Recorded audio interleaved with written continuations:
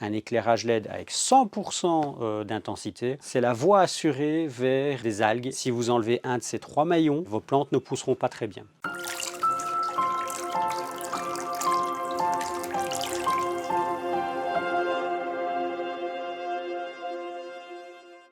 Bonjour, bienvenue sur cette nouvelle vidéo sur Aquabota. Ça fait un petit temps qu'on vous en avait plus fait une, car il y a beaucoup de changements qui arrivent sur notre site, mais on s'y remet. Donc aujourd'hui, c'est une vidéo qui est destinée principalement aux débutants, qui sont souvent perdus avec les éclairages quand ils veulent avoir un aquarium planté. On va essayer un peu de dégrossir pour cette première vidéo ce que c'est qu'un éclairage et dans quelles conditions et quels sont les critères pour choisir un éclairage.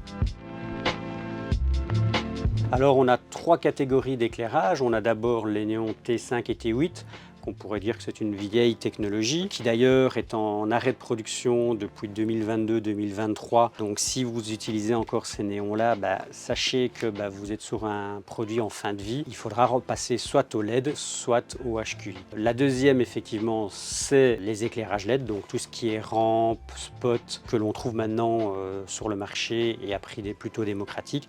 Et la troisième, c'est les HQI, qu'on a encore tendance à utiliser sur les aquariums marins et aussi les eaux douces, mais c'est aussi une technologie entre guillemets qui a tendance un peu à disparaître. Mais avant de commencer sur savoir quel type d'éclairage on va sélectionner ou on va utiliser, il faut replacer de manière générale quel type d'éclairage on a besoin et quel type de matériel on a besoin.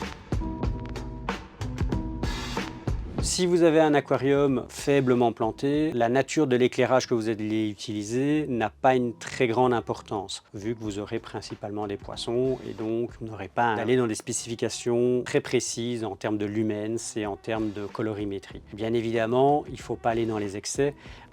Si dans votre aquarium vous commencez à mettre un éclairage que bleu, que rouge, que vert, ça va être la porte ouverte aux algues, mais on y reviendra plus tard. Donc, quand vous avez votre aquarium et que vous souhaitez changer votre éclairage ou sélectionner un aquarium avec un éclairage bien spécifique, on va regarder 3 critères. Le premier, c'est la puissance. Alors on peut la calculer en lumens et en parts. Alors les parts, on ne va pas s'en occuper aujourd'hui parce que c'est un peu plus compliqué et on y reviendra dans une prochaine vidéo. Mais on va parler des lumens. Les lumens, en fait, c'est la puissance par litre que vous allez avoir besoin pour le bon développement de vos plantes. Si vous êtes sur un éclairage qui est entre 0 et 20 lumens par litre, on est sur un éclairage faible. On sera sur des plantes plutôt faciles, des anubias, des microsoriums et ainsi de suite. Si on est sur 20 à 30 lumens, on est sur un éclairage de type moyen, et de 30 à 40 on est sur un éclairage fort. De 30 à 40 c'est pour tout ce qui est entre guillemets aquascaping et des plantes un peu plus compliquées. Ça concerne la première chose. La deuxième chose qu'il ne faut pas négliger, qui n'a rien à voir avec l'éclairage mais qui fait partie intégrante de l'éclairage, ce sera un bon sol nutritif. Si vous n'avez pas un bon sol nutritif, vos plantes pousseront mal. Il en va de même que si vous n'avez pas un bon complément pour vos plantes. Un exemple, si vous ne donnez pas d'engrais à vos plantes, elles auront tendance à pousser moins bien ou à développer des carences. Et donc ces 3 éléments-là forment une synergie nécessaire. L'un ne va pas sans l'autre et vice-versa. Si vous enlevez un de ces 3 maillons, automatiquement, vos plantes ne pousseront pas très bien.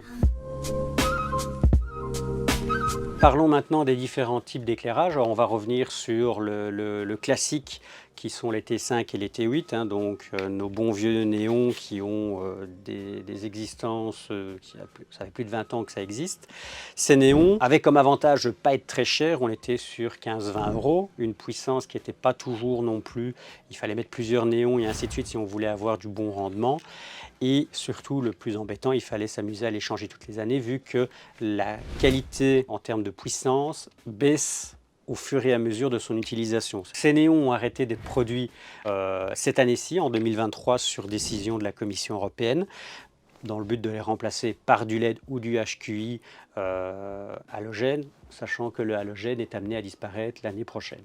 Donc on va tous terminer sur du LED. Mais donc voilà, un petit message, si vous êtes encore sur ce type de néon-là et que vous vous dites tiens, je vais changer d'éclairage, n'hésitez pas à nous contacter afin de savoir vers quel type d'éclairage vous dirigez. On a beaucoup de clients qui, ces derniers temps, changent leur éclairage T8 et T5 parce que ils disparaissent, pour du LED et qui ont tendance à se tromper dans les choix et les modèles à choisir pour leur aquarium. Pour donner quelques grosses pistes sur les principaux aquariums, un exemple, si vous avez des aquariums Juel, soit vous passez sur le Multilux LED, soit sur les Lialux, qui sont des modèles qui ont été prévus pour ce changement.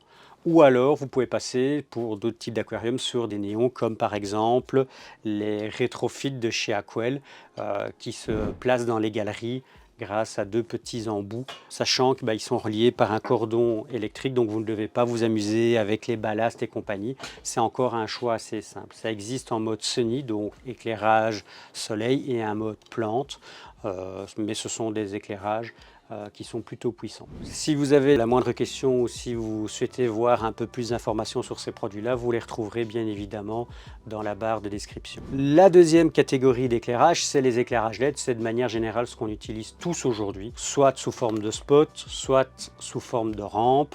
Alors les marques, on en a une quantité impressionnante. Nous, chez Aquabotin, on travaille grosso modo avec 5 marques: Chiros, JBL, Juel, Aquel. Et on peut aussi rajouter Aqua Atlantis avec lesquels nous travaillons, et Denerl, si on en veut une 6e, qui produisent encore des éclairages assez qualitatifs. Maintenant qu'on a un peu dégrossi sur les éclairages LED, on va se mettre dans 3 petites situations assez simples. Un aquarium faiblement planté, moyennement planté, fortement planté.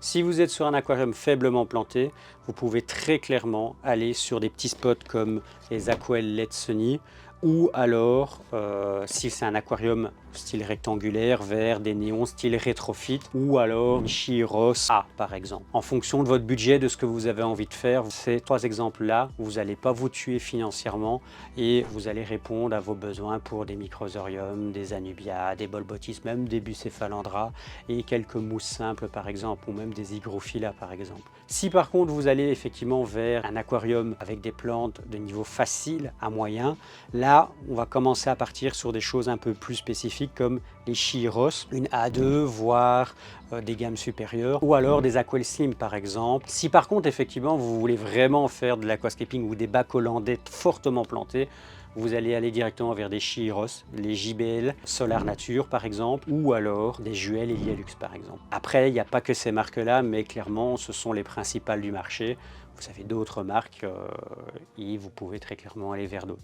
Le tout et le plus important à ce moment-là, c'est vraiment de regarder, dans un premier temps, le nombre de lumens par litre que votre rampe est capable de donner. On vous expliquera les parts dans une prochaine vidéo, mais on ne va pas vous noyer avec trop d'informations sur cette vidéo-là, vu qu'elle est destinée aux débutants. Et la dernière catégorie, entre guillemets, d'éclairage, ce sont les HQI, ce sont des projecteurs. Alors actuellement, ce sont des projecteurs halogènes avec des ampoules halogènes. L'avantage de l'HQI, c'est que ça donne de la profondeur en termes de puissance, mais c'est une technologie qui a tendance un peu à disparaître parce que le LED fait de plus en plus le travail en termes de profondeur et en termes de qualité en lumens, donc ça ne pose aucun problème de se rediriger vers du LED. Mais on tenait quand même à vous en parler un petit peu parce que ça fait partie des technologies que vous pourriez retrouver dans la littérature en fonction des livres et des bouquins que vous pouviez utiliser. Pour clôturer cette vidéo, on va parler des 5 principales erreurs que l'on rencontre quand on change un éclairage ou quand on sélectionne un éclairage. D'abord un sous-éclairage, donc c'est-à-dire qu'on choisit un éclairage qui n'est pas adapté à son aquarium et on n'éclaire pas assez, que ce soit aussi bien en durée comme en puissance. La deuxième erreur qui va de pair avec la première, c'est le suréclairage, que ce soit en puissance comme en durée. La troisième type d'erreur que l'on va souvent rencontrer sur des éclairages LED programmables, ça va juste être des erreurs de spectre colorimétrique. Donc soit on met trop de couleurs, trop de bleu, trop de rouge. La quatrième erreur que l'on rencontre souvent, c'est la durée d'éclairage quand on change un éclairage. Adaptez votre éclairage en fonction de la situation dont vous êtes. Éclairez un peu plus ou un peu moins en fonction de votre situation, si vous avez un aquarium fortement planté ou faiblement planté. Et la dernière erreur que vous allez rencontrer, mais là ça concerne plus les vieux néons, si vous étiez sur du T5 et du T8, c'est de ne pas changer tous vos éclairages en même temps, ou alors, si vous changez tout en même temps, de diminuer, de prendre un éclairage, vous avez la possibilité de diminuer l'intensité lumineuse pour ne pas éclairer à 100%. Si vous changez vos éclairages d'un néon T5, T8 vers du LED et que vous mettez automatiquement un éclairage LED avec 100% d'intensité, c'est la voie assurée vers des algues et tous des petits problèmes pareils. Pourquoi? Parce que le T5, T8 éclaire moins bien, le rendu est bien moins intéressant et bien moins fort que du LED. Le LED est beaucoup plus puissant et donc il faudra faire très attention à ça. Donc veillez quand vous sélectionnez un éclairage à prendre dans l'idéal un éclairage avec un programmeur en termes d'intensité, voire en termes de couleur. Pour les aquariums modérés à fort en termes d'éclairage. Pour les éclairages faibles, ce n'est pas vraiment nécessaire vu qu'on n'aura pas beaucoup de plantes ou alors des plantes assez faciles. Merci d'avoir regardé cette vidéo. Alors aujourd'hui on est le 1er octobre au moment où on tourne cette vidéo. Ça fait maintenant 1 an qu'on a lancé la chaîne YouTube, avec des petites pauses en fonction de nos emplois du temps. On est déjà 800, on espère qu'on sera plus de 1000 avant la fin de l'année. Donc si ce n'est pas encore fait, je vous invite à vous abonner et à nous suivre sur YouTube ou même sur Instagram. On se retrouve la semaine prochaine pour parler du CO2 et des systèmes que vous pouvez utiliser. Et je vous laisse et je vous souhaite un bon dimanche. On se retrouve la semaine prochaine.